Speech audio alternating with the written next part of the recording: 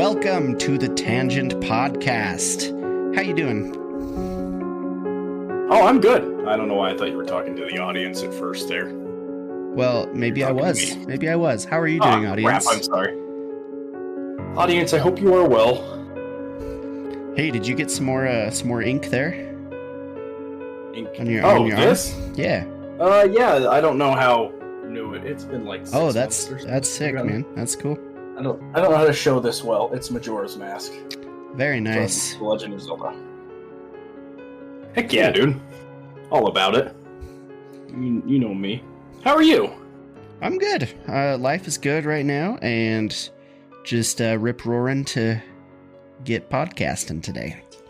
That's what we like to hear. What is on the agenda today, good Austin? Well, the first is a drink that has intrigued me for a long time, I must say. Celsius Live Fit. And the flavor, I know we couldn't coordinate the flavors today, but I have I got it. Oh, you got sparkling orange? Okay. I got sparkling orange as well. I just want to know the difference. So this says essential energy, accelerates metabolism, and burns body fat. What's the difference between essential and non-essential energy? I don't know. That's a good question. It is a small can compared to other beverages, it's Red Bull sized. Yep. But it was cheaper too, so that's good. 0 sugar. And supposedly it is a healthy version. Yep. It's got 7 essential vitamins, and it says proven in 6 published university studies. I don't know why they had to prove vitamins in a study, but it also says in 2005, vitamin industry entrepreneurs created Celsius. How does it work? Celsius proprietary Meta Plus formula, including green tea with EGCG, ginger, and guarana seed, turns on thermogenesis, a process that boosts your body's metabolic rate. I feel like they threw a lot of made-up words in there to make it sound cool. Big words. Thermogenesis and Meta Plus. And metabolic. I know that one actually, but still. Vitamins. They're just trying to confuse us. Green. What are these big words? Seed. Drinking Celsius prior to fitness activities is proven to energize, accelerate metabolism, burn body fat, and calories. Celsius provides essential energy to live fit. Lovely. Your ultimate fitness partner. They trademarked that. This company is based in Boca Raton, Florida. I always thought that name was funny because it literally means mouth rat. Rat, Florida. Yeah. Are you serious? Yep. Boca is mouth and rat is rat. Raton is rat. In Spanish, mouth rat, Florida. Yep. All right. Well, I'm going to give this bad boy a little drinky drink here. Little drinky poo. All righty. Let's see what we got here. Oh, it smells. Okay. As an energy drink, it's not good. As a healthy energy drink, it's not bad. Dude, I can't get over the smell. For some reason, it smells like canned dog food. Maybe that's just the top of my can. I think you got a bad can, my guy. Oh. It's not great, though. It definitely has the vitamin taste to it. I can tell they tried to make it healthy. Yeah, I don't love that. But for a natural one, not bad. Better than the other natural ones that I've tried. Oh, dude. We've had some that tasted like you were drinking grass blended up. So I don't think I'm going to drink the rest of that. That's not good. It's not great. No, you're right. Clinically proven. Clinically, I want to know what that means, though. Clinically proven to what? That it's got vitamins in it, or... Right next to clinically proven, it doesn't say anything like... It says 0 sugar. I don't think that needs to be clinically proven. Right. What if this is clinically proven? Also, Celsius was just in a lawsuit. Really? For what? At the top, it says no preservatives, but apparently there are preservatives. Huh. So, Yeah, when I Googled it today, it was just like I Googled Celsius and it was just like Celsius lawsuit. And I was like, oh crap. I don't know if I want to be drinking this. But then I read it, I was just like, oh, that's not that big. I would give that like a 3 out of 10, honestly. I do not like it. I'm going 4.5, yeah. It's not great. It is among the birthday cake bash for worst drinks we've had so far. There will never be a worse. This one's pretty bad. I don't like it. Great. Yeah. I do wonder if there, because it's sparkling orange. Sparkling anything is never great. And so I do wonder if their other flavors would be better. Maybe. But yeah. How much caffeine is this? 200 milligrams? Holy crap. Are you serious? That's more than a Monster, and it's half the size. Oh my gosh. Oh. Jeez. All right. Okay, well, I'm just going to put that to the side. That's fair. We will continue here. I do have a bit of space news for you. This one's fun, whimsical even. The headline says, a NASA spacecraft discovers a formation on Mars resembling a bear. Isn't that fun? Ooh, that is fun. I will even show a picture here. A nice bear. It looks like the bear that my daughter drew, and she is 4. But yeah, it looks like a bear. And it was discovered just recently from the University of Arizona, shared the picture. And they say the nose is formed by a V-shaped collapse structure that was once a hill, and there's a fracture pattern around the head. So they do say that it may be an impact crater of some sort that has kind of settled into the shape of a bear. It could be a volcano. They don't know, but yeah, kind of some cool imagery there. I think it's weird to think about a volcano on the moon. I think we would have probably seen an explosion on the moon at some point of lava, but I thought we were talking about Mars. Oh, Mars. Yeah, I don't know why I went to the moon. Sorry, Mars. Yes. It's because the picture is in black and white, so it looks like the moon. I was thinking the moon, but Mars. So yeah, volcano on Mars. Mm-hmm. Cool. Yeah, kind of fun. Similar to the man's face they found on there too. Oh man, that image puts dread in my body for some reason. Really? I don't know why. This one? Let me pull it up. The face on Mars or whatever. Yeah. I don't know. I can't see your screen. Oh, it's the classic one where it looks like almost like a hockey mask. Yeah. Yeah. And then dude, I don't know why. And mapped it out and used LiDAR and been like, yeah, it's real. Like it's an actual face of a giant. And I'm like, shut up. Anyway.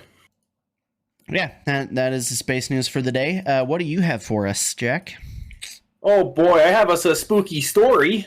Just a small little spooky story before we get into the old big part of this episode. You Very know fun. Us. We like to do paranormal encounters. Oh, actually, before we get into that, I was going to tell people about on our website. We now have an option for to send a voice message to us. So if you have like a paranormal story or something like that you want to share, if you go to it's anchor.fm/tangent podcast, we put it in every show note, so you don't have to worry about that. There's a button that says message. Click on it, and honestly, I don't know if you could type in it because every time I try, it says you can't send a message to yourself, which makes me sad. I'll go incognito and I'll try it. Yeah. Message, but I know you can send voice messages. So yeah, it'd be kind of cool if you want to send in like your own story and we can play it on the podcast. Or if you don't want that, we can just read it out for you, kind of thing. But definitely use that. Yeah, for sure. We definitely want to hear your stories. We'll play it there. You can be anonymous or you can leave your name.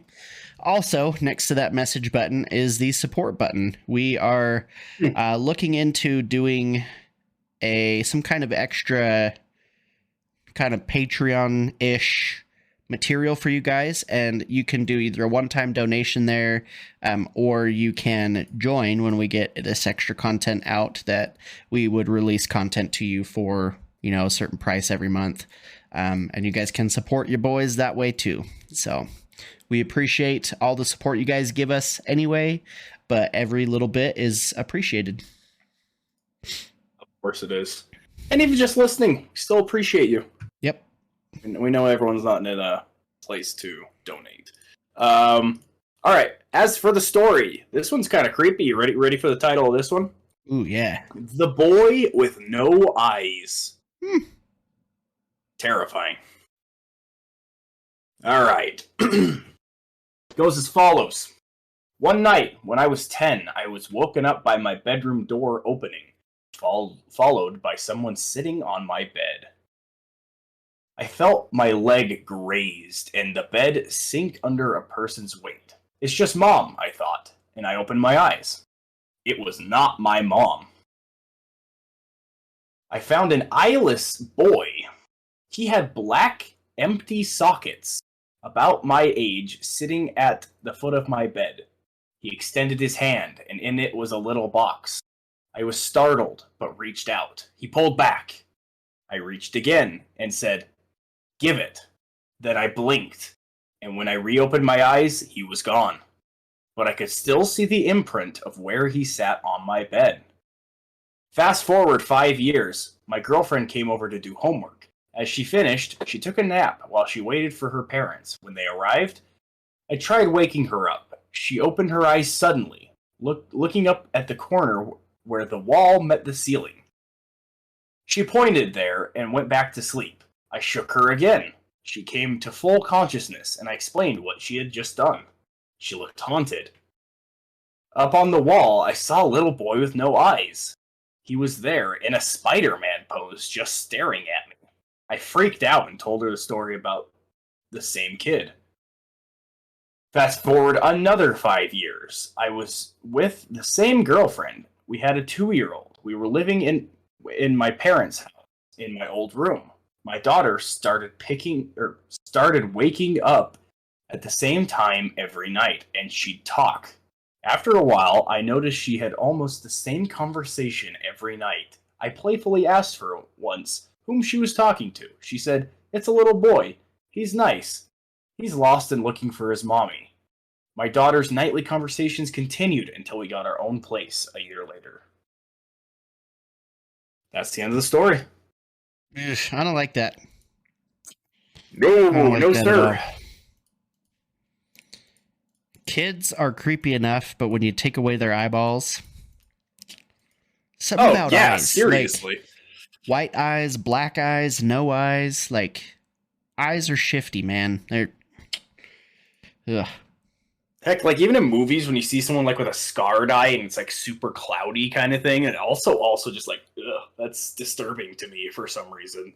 It's funny you say that because the movie Casino Royale, I remember seeing that when I was like, I was probably like 12 or 13, and the main villain from that like has a weird eye, and it always creeped me out super bad. That's a good story though. A little terrifying, but you know, what can you do? What can you do? Move. That's what you can do in that situation. They did. They did move like a year later, right? Yeah. Good for them. Good for them. Because that sounds horrifying. Yeah. Not fun. Okay. Not first of all, actually, the person who had this story, the balls on this person, to when they reached out and he tried to grab something from him, and then the boy pulled away. And then he reached out his hand and goes, "Give it to this kid with no eyes." He's demanding this kid with no eyes that appeared in his bedroom. He's commanding him to give him whatever is in his hand. It's just like, dude, you don't mess with that thing. Like, but, you know, good for you, I guess, to stand up for yourself. Anyway, what is our main topic of the day? Well, this is one that I've always been interested in, but never known a lot about. So doing research for this one was fun. It is about an Easter island and the RongoRongo tablet that was found there. So for those of you who have never heard of Easter Island or don't really know what it is an island named after the holiday of Easter. Is it really? Yes. And it is part of Chile, so it's a special territory of Chile. It's in kind of the South Pacific. It's kind of crazy because it's nearest like other landmass that's populated that has like 50 people is like 1,200 miles away. And then the biggest... So, yeah, it's like 50 people that live there. And then the biggest landmass that has over 500 people is like 1,800 miles away. And then the biggest continental mass that's closest to it is Chile, which is like over 2,000 miles away. So it is out there. It's one of the most remotely populated places in the world. And there are reports that the population has ranged between about 5,000 to 7,500 over the past like 5 years. So there's quite a few people that live there. And the island is just over about 60 miles square. And so it's not a huge island. Like it's not 60 miles square, like 60 miles from side to side. So it's 63.2 square miles. So it is square, but it's a tiny island, and it's literally out in the middle of nowhere. There's nothing else really around it. It's east or west of Chile, so kind of between Chile and Australia. But it's closer to Chile than it is to Australia. Not by much, though. It is out there. It is. I did not know that. I thought it was like 10, 20 miles offshore or whatever. No, it is out yesterday. It is out I was there. like, oh my gosh. Like, and there's nothing within like 3-hour flight even of it. Right. And that's why it's such like a legend of an island. Like that's why it's such a popular place, because not only like the location, but kind of the history of what's gone on there. So we'll get into that a little bit. But the reason it was called Easter Island was because in the 1700s, there was a Dutch explorer named Jacob Roggeveen. I'm sure I'm getting that wrong, but he found it in 1722. They were on a journey looking for Terra Australis, which at the time was supposed to be this big mysterious island kind of at the south end of the world. And so Terra Australis is what they were looking for. They come along this island and they came across it on Easter Sunday in 1722, which was April 5th. And so they find it, they name it Easter Island. And when they get to the island, there were like tons of people waiting for them there. So they kind of encountered all these people there.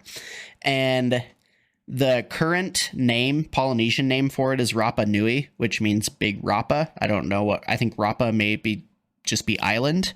But Rapa Nui is the name of both the island, and then also the people that live there are also named the Rapa Nui people.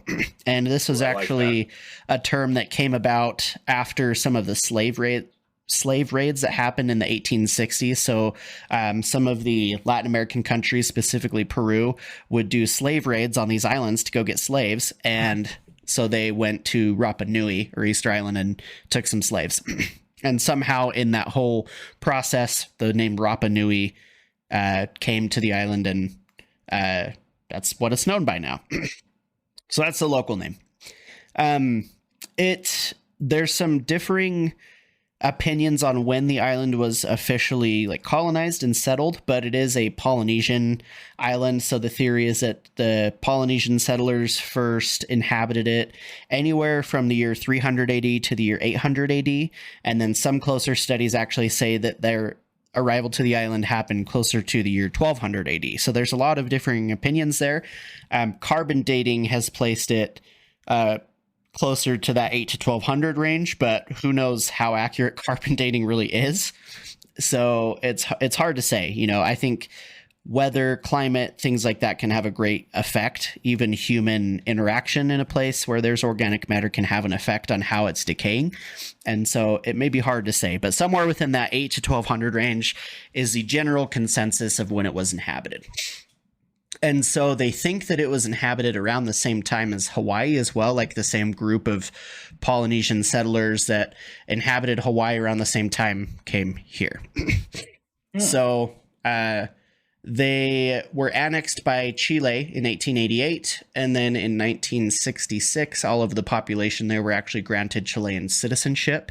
So it's kind of like Puerto Rico to the U.S., I guess. It's like a special territory or special province. All right. So again, they gained citizenship in the 1960s, and history of how the island came to be settled, I guess, was one of the legends was that there were some Polynesian chiefs that were kind of fighting with each other. And so one of the chiefs, his name was Hotu Matua, and he had a captain named Tu Ko'iho, and they led an expedition that was 2 canoes big. So I don't know how big their canoes were. I've rode in some pretty big like Indian canoes before, but 2 canoes worth of Polynesians left their island that at the time was the Cook Islands, which I believe is somewhere near kind of Samoa, Polynesian Islands, like kind of the South Pacific area. And so there was this legend of this island out there in the middle of nowhere. So they were kind of looking for it, and they had left because they had lost a bunch of battles against this other chief on their island. And so they decided to flee. And so they come to the island. They found one lone settler, and his name was Nga Tavake A Terona. I'm sure I'm butchering that. But so they come to the island. They settle on the beach. The first settlement there was named Anakena. And then after they settled at Anakena, they kind of started to split off. But not many people stayed there because they found that it wasn't a super habitable island, or at least at the time, that's the theory. Because when the Europeans came, 1,000 years later in the 1800s, they initially came upon the island and thought that it was just sandy. But when they got there, it was just like yellow grass. There wasn't really many trees. There wasn't like really anything, like the soil wasn't that fertile. You couldn't grow food. And also there's like not a reef there, so they couldn't really fish. Like there wasn't a large like marine food source there either at the time that the Europeans got there. So I don't know what it was like when the Polynesians got there around 8 to 1200. But they did start to kind of branch out and settle. And one of the legends is that one of the chiefs or one of the settlers that first went there had 7 sons, and the sons were giants. So he had 7 giant sons, and he brought them to the island. And that's where they got the inspiration to make the big statues, or the Easter Island heads, which are commonly known as Moai. And so there's this theory came about because of the legend, but then also there's 7 distinct Moai statues there on the island that kind of face the direction of the Polynesian islands. And so they say that those are the 7 sons of this chief that went there. And the 7 sons are the ones who brought the statues to the islands, and they say that they caused them to walk. So in their belief, the statues were like real and were able to walk, or in some way that these sons were able to move them around and create them. And they had some kind of essence or life force to them, which I think is pretty cool. But that is really why people go to Easter Island, because it is a pretty hot tourist zone, is because of these massive statues. I'm sure people have seen them. I'll share a picture here real quick. Wait, so they were not carved on this island? They were brought to the island? Is that what you said? Well, so that was the legend, or at least they said that the sons made the stones walk, and they brought them to the island and made them walk. But I believe that they were carved on the island. Like, that's just a legend. But this is what they look like. So let me share my screen. I'm trying to. Let's see. If you've seen Night at the Museum, it's big dum gum guy. Yeah, that's an Easter Island head. Can you see? Yeah. This. Okay. So basically, the guys behind me on my screen, those are the Easter Island heads. So there's over 1,000 of them on the island, which I didn't know. I thought there was like 10, like I thought there was like 10 to 20, like very, very few of them, but there's over 1,000 currently on the island. Some of them are massive. Like, jeez. I think the biggest one is over 70 feet tall. And they said that one would have taken a group of 12 people about over a year to carve. How they moved them around, I have no idea, because it does appear that obviously those stones weren't just there, like they've been moved around, but also It's commonly only seen that we see the heads of them, but a lot of them have like full bodies too. So that's kind of the statue behind me. Like they show these comical bodies on them, but a lot of them have bodies that are buried in the ground, or some of them even have bodies that are showing. Like you can see the shoulders on a lot of them. And then on some of them, you can even see like a full torso. So this is one of the biggest mysteries of Easter Island, is how the heck did they carve these things? Because they're pretty well carved. And oh yeah, like they're huge, they're massive. So first of all, how did they carve them? They're made out of like a volcanic rock, because there is a big volcano on the island. So they're made out of this volcanic rock, but how did this ancient civilization carve them and then move them around? So I think that's pretty cool. A lot of theories on how they moved them, like kind of similar to the pyramids, where they either used like logs to roll them across the ground, or they somehow used water to traffic them across the island, something like that. But yeah, there's over 1,000 of them. So obviously some culture went nuts carving these and putting them around the island. So why they're there, there's a lot of differing opinions on that as well. Some people say that they're kind of like a deity to them, to the culture. Other people say like, oh, it signifies their ancestors or something like that. But it is. Oh, go ahead. Sorry, I was just going to give a little context that I'm looking at these, and it just says on average they're 4 meters high, which is a little over 13 feet tall. Pretty big. And on average weigh in at 12.5 tons. So that's average, by the way. The tallest finished one was 10 meters high. That's really big. Let's see, let's get an exact measurement. So 10 meters is 32.8 feet.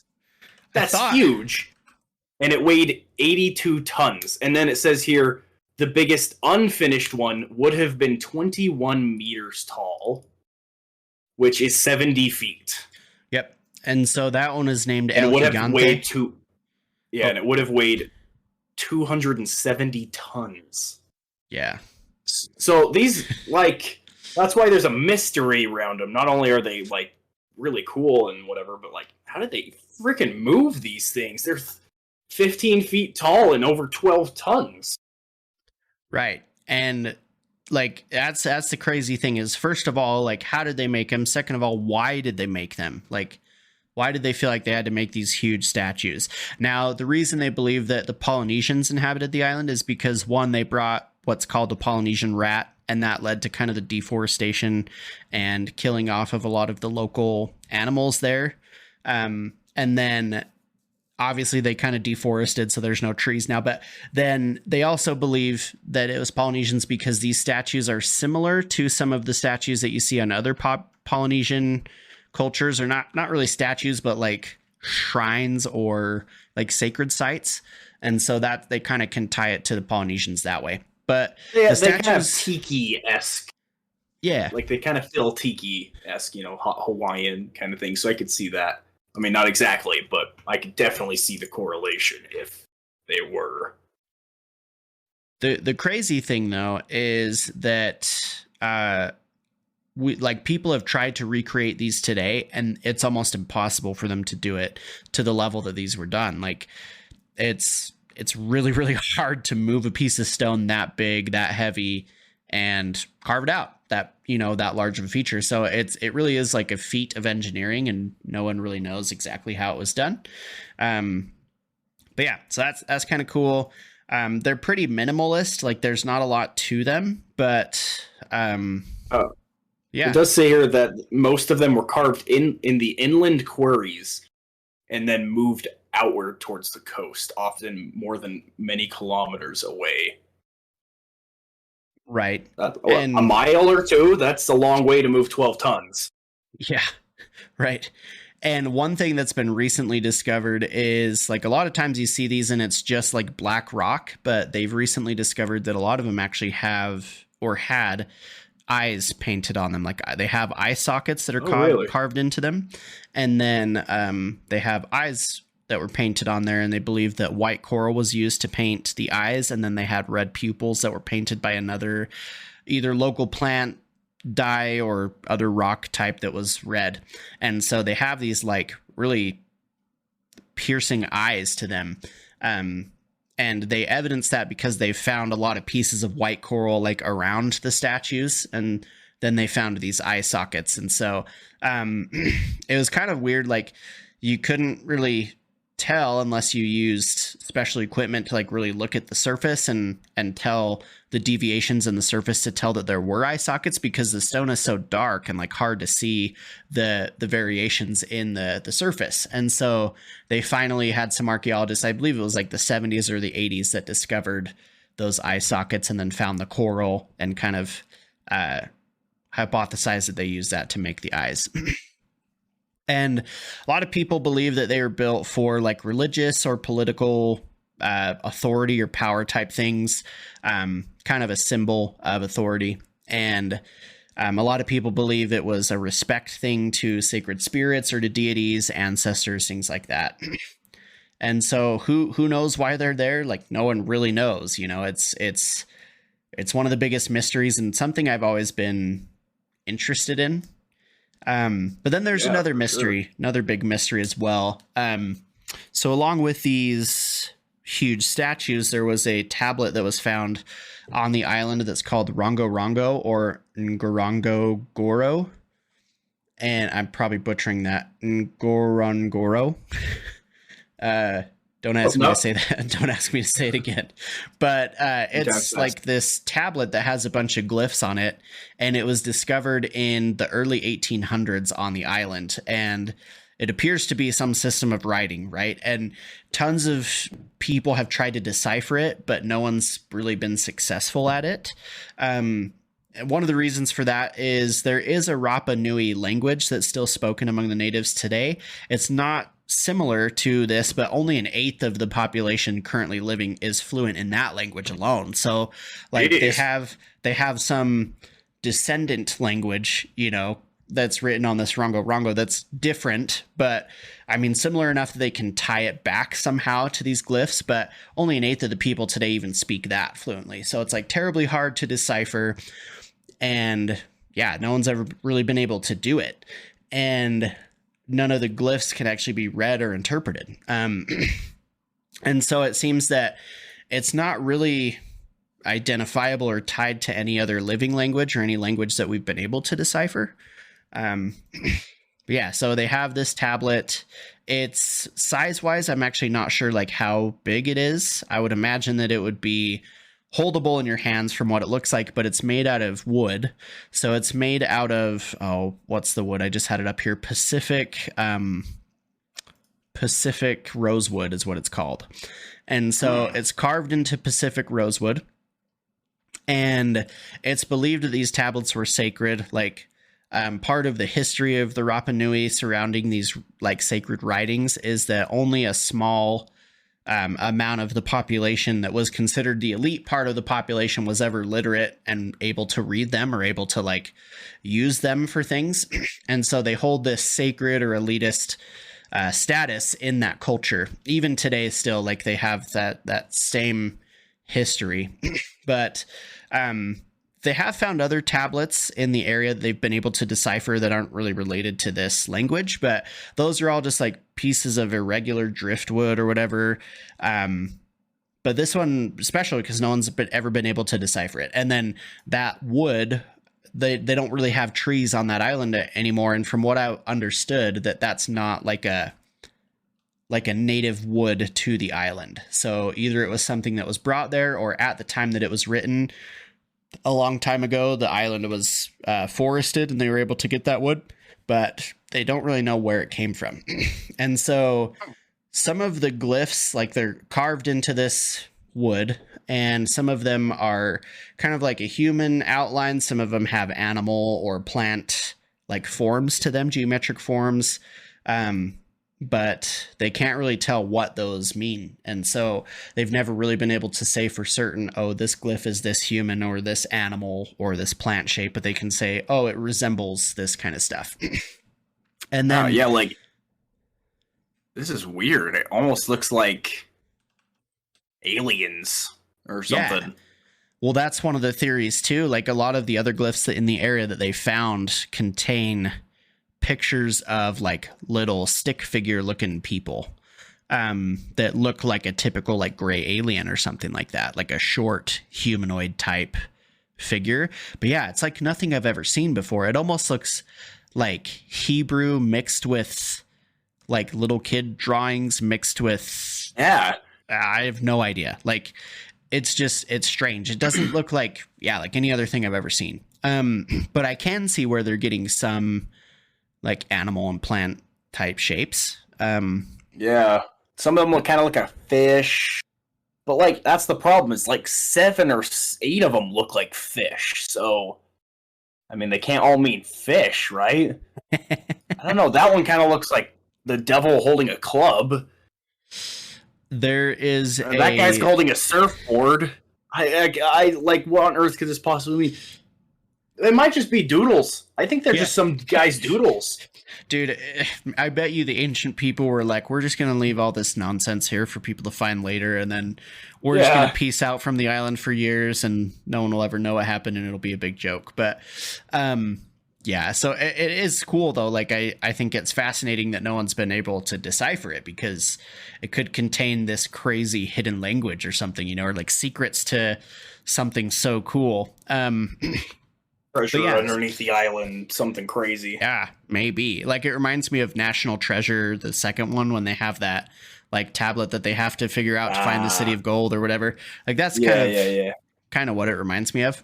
But the reading of it is kind of weird. So they've been able to determine somehow that the way that you read it is you start in the bottom left-hand corner. I guess by the way, the shapes, like, they can identify common shapes throughout it, and the orientation of them shows that, because it is oriented in lines, like it's got lines on it, and you can even see on the wood itself there's like some lines that go through it, and it actually looks a lot like other things they found where they wrote on banana leaves, and then those banana leaves like left the imprint of the lines on the leaves in this tablet. So it's kind of weird, but the way that you read it would be you'd start in that bottom left-hand corner and you'd read left to right. And then when you get to the end of that line, you actually flip the tablet 180 degrees. And then you start on the left side of the next line up, and then you read. And then when you get to the end there, you flip it, and you flip it every line until you're done reading it. So it's weird, but yeah, that's how they hypothesize that you would read it. That's got a name, apparently. It's called reversed Boustrophodon. That's the direction you read it. Boustrophodon? I don't know. It's style of writing in which alternate lines of writing are reversed with letters also written in reverse mirror style. So it's reverse writing is what I'm understanding from this. Yeah. So every time that you flip it, basically everything around it is upside down, which maybe that would help me, because when I'm reading a book, I have a hard time reading other lines, reading ahead or like reading behind and like mixing myself up. So maybe that would help. I don't know, but yeah, that's kind of interesting. Like, I've never seen anything like that before, and it is interesting that they have a name for it. I never knew that was a thing, but yeah, I'm just on the Wikipedia page for it, and on the right side where it gives like little quick stuff, it's like script type, undeciphered, time period, time of creation is unknown, writing ceased, and most tablet lost or destroyed in the 1860s. Direction read is reversed Boustrophodon, and language is assumed to be Rapa Nui. Yeah, so the original Rapa Nui, obviously it's changed a lot and it's still spoken, but definitely these symbols and things have died out for sure. But I'll post a picture. There's a little picture of some of the like interpretations of a lot of the things on here. Like, one of them they say looks like a caterpillar, and one looks like a squid, and then a circle and palm tree. So interesting. Did you already say this or know about this? But it says RongoRongo is the modern name for the inscriptions. In the Rapa Nui language, it means to recite, to declaim, and to chant out. Yep. So Rongo, if I remember right, Rongo means like to listen, to hear, to pay attention, to respect. And then RongoRongo, yeah, means exactly what you said. So it is interesting. And the word Rongo is actually used in a lot of like Asian and Polynesian cultures still. I remember specifically in the Philippines. So let me look this up real quick to make sure I'm I'm giving this right, but it means peace. Yeah, so peace. It can be kind of like peace, euphoria, respect, love, things like that. And then when you combine them, it takes on that meaning of what you said, of to declare or to speak, things like that. So it's interesting. And in a lot of languages, it's a word that you would use daily. Like over in the Philippines, they said that's something that you would say daily in conversation a lot. So it's tied to some other languages in just the name of it, but the actual glyphs are completely original. Or at least we haven't yet found anything. It says here that people may, like that tribe or whoever they were, may have been able to read without turning it, as if the reader were able to read upside down. So they, like, apparently there would be no upside down to them. Like, they could read it no matter which way it was turned. They knew that glyph regardless. I mean, that makes sense. Because, like, yeah, you can kind of read upside down in English, I feel like. Like, if you see words, you can tell what they are upside down. Not as quickly, but excuse me. But yeah, so they haven't really been able to age the tablets yet, but they do hypothesize. They've done topology of the surface, and they've hypothesized that they've been carved with either obsidian, pieces of obsidian, or shark teeth. And they've been able to tell that by the way that the glyphs are connected with different lines. So they say, like, these chevron patterns, every time that the chevron is inscribed, it's connected to the next one with like a really thin hairline. And they say that somehow that is a sign that they either used an obsidian piece or some other specific tool to write in that way. How they figured that out, I have no idea, but yeah, seriously, I'm guessing they've determined that from other glyphs that they found around the world. But yeah, it is hard to date because they don't have a lot of organic material on the tablet to date. Like, there's nothing really to date on it. Carbon dating really only works with organic material. It doesn't work with rock. It doesn't, unless there's like moss on the rock or some kind of plant. They can't really tell how rock is decaying. It's just the carbon in like organic matter. And so it's hard to date it. But I mean, looking at pictures of it, like, it has withstood the test of time. Like, it still is completely together. It doesn't look like too beaten up. The glyphs are clearly readable. And I'm guessing that they may have done some restoration on it or probably something, but like the color of it is still really rich and vibrant. And dude, like, it's, you know it's fascinating. How many there are? Like, how many like slabs they found with this type of stuff on it? With this type specifically, I don't know. This specific RongoRongo one is unique to this tablet, but they have found other tablets made out of like driftwood or whatever. So they say here there's like 20 or something. Yeah, they letter them. So there's like some of them have patterns, like the writing patterns on glyphs B, E, G, H, O, Q, and T are all the same. And then they've got, so I think they letter them. I don't know exactly how many there are, but there are a lot of them that they found. This one, though, is unique. So kind of cool. And who knows, like, what it's holding, you know? I find this kind of stuff fascinating. And even when we can decipher stuff like this, I'm like, how do we even know?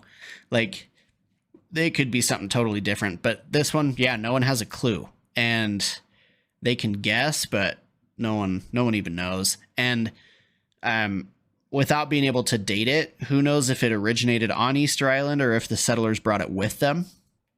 So I'm just fascinated to see, like, there's not a lot that's known about the culture or the history of the Polynesians on Easter Island up to the European intervention.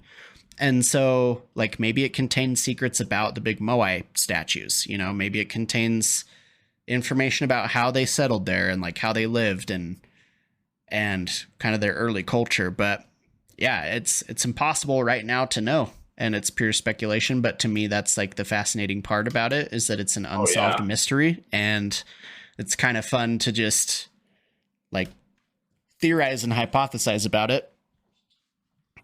Yeah. Geez, that's kind of crazy. Yeah, but I have a much greater fascination with Easter Island now than I did before after doing this research. Oh, I'd love to go I like there. mysteries that aren't scary, so this is a good one. See, there's a couple things that I want to do. I want to go into the pyramids and like go to Egypt because ancient Egypt is fascinating to me. And then I would love to go to Easter Island, and then I want to go to like Göbekli Tepe. Oh, geez, and yeah. I just want to go to ancient civilizations and see stuff. It'd be so cool. Sick. But yeah, that is Easter Island. And if you guys have any more information on it, let us know. Oh, one word of advice: if you go there, don't touch the statues. There was a guy that was fined $17,000 for touching one, so it is illegal to touch them. Don't do it. $17,000? $17,000 for touching it. Yeah. I mean, I'm not even I'm not upset about that because this is history. You cannot mess this up. Like, anything could, if you topple these, that's a part of history that's gone. So right. I am full in force of the largest possible punishment for messing with these. But that's just more than I was expecting. Well, here's the thing. Ancient humans built stuff that lasted the test of time. We don't. And so like a lot of these statues are already toppled over. Like there's 1,000 of them. Some of them have fallen. They've sunken into the ground. Like don't touch them because we ruined stuff and ancient people didn't. Yep. So just leave them be. We want to keep these around forever. Let the statues hold their secrets and... But yeah, kind of cool. I'm really fascinated by it, and I would love someday to know what the statues and the tablet mean. That's like, I have this list of things I want to find out in the afterlife when my mind is opened and I get all this intense knowledge of things. Aliens, the Easter Island stuff, and ancient Egypt stuff. That's what I want to know. I looked up some plane tickets from Salt Lake City to Easter Island just to see. It's going to cost you a cool $4,000 about, just an FYI. So is there even an airport there? Or there is. Oh wow, okay. Holy cow. It's the IPC. I don't know what that stands for, but that's literally 25 plus hours of flying. Like, oh my word. You've got connecting this flights, one says 1 day and 11 hours. Yeah, that's the one. And then if you fly Delta, you can spend $11,000 if you want, and that takes it down to 23 hours and 3 minutes. Yeah. So you're paying more than double, almost triple for 11 less hours there. But jeez. Let's see. Podcast trip. If we get enough money someday, maybe we'll go there. Yes. Start subscribing now. Well, let us know what you guys think, and if you've ever been there or you have any other information, let us know, because there's a lot that I didn't go over, right, of kind of the culture and things like that, but I wanted to touch on the more fascinating points of it all. And let us know what else you guys want to hear. If there's any other legends or mysteries you want us to cover, we'd be happy to hear from you about them. Oh, we would be ecstatic. And again, you can do the voice message on the website. If you're not comfortable with that, totally fine. You can message us on Facebook, Instagram, Twitter. I think that's all we have. Email. Doesn't matter. Just shoot us a direct message on any of those and we will get it. So yeah. Might want to open up maybe I'll open up like a Google form or something that's like a send your ideas here kind of thing. Yeah, we could just post that to like the show notes or whatever. Yeah, we'll see. Well, yeah, thank you guys. Watch the social medias for announcements like that. Yep.